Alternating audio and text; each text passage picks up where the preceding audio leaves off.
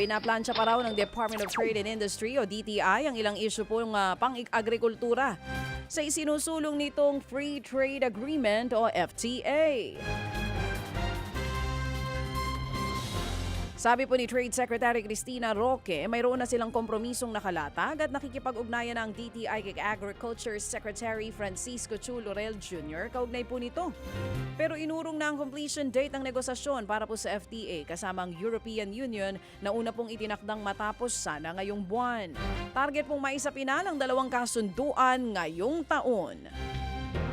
Tiniyak naman po ng DTI na walang nakaambang taas presyo sa bilihin. Sa kabila po yan ang nagbabadyang pagsipa muli ng presyo ng produktong petrolyo. Nang tanungin si Trade Secretary Cristina Roque tungkol sa potensyal nitong epekto, sinabi niyang wala pa namang manufacturer na nagpepetisyon para sa taas presyo. Hindi pa rin daw nakikipagpulong ang ahensya sa mga manufacturer.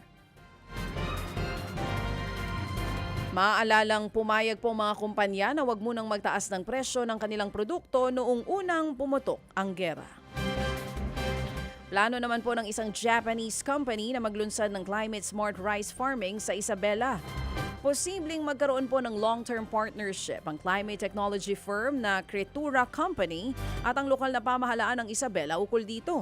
Layo ng climate smart rice farming na mapababa ang paggamit ng tubig at ang methane emissions ng 30%.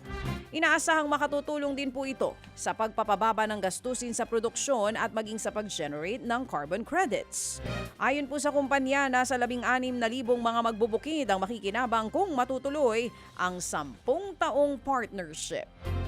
Mga kapatid, patuloy po kayong tumutok sa 105.9 True FM para sa totoong balita, impormasyon, music and entertainment. Mag-subscribe sa aming YouTube channel at podcast at sundan nyo kami sa Facebook, Instagram, X at TikTok sa True Network PH.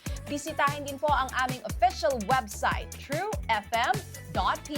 At panoorin din kami sa True TV Signal, Channel 19. Kami po ang 105.9 True FM. Laging true sa'yo, kapatid. Ito tayo sa totoo, tunay at tapat.